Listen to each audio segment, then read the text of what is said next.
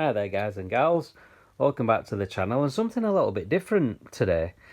Just looking through some of my old, fast car and max power magazines. Now, back in the day, back in the mid to late 90s, early 2000s, I wanted a proper fast car stroke max power car.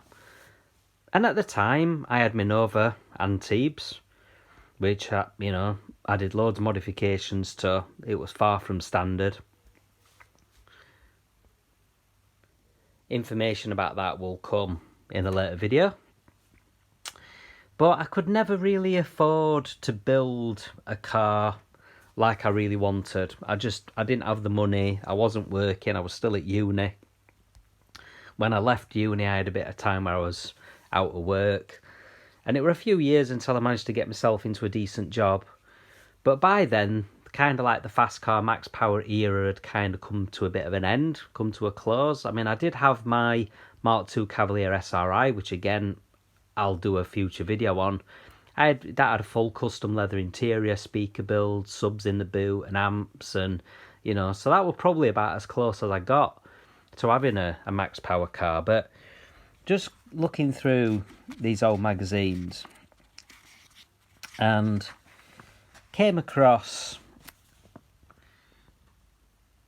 this really nice Mark III Cavalier SRI with an awesome ice install and a leather interior in red and black with a PlayStation, TVs, subs, amps, body kit. Really, really nice, awesome looking cav. And it just so happens that the same car,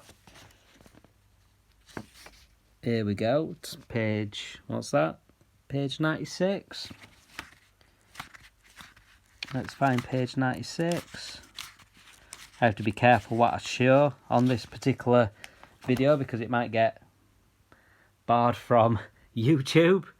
So I just need to cover up this particular picture because the ladies have got their boobs out. I don't want it to be censored. And here we go again, the same Mark III Cavalier.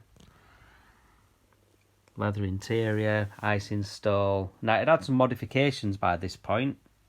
The reg plate has been moved into the lower bumper, whereas previously it was up on the back.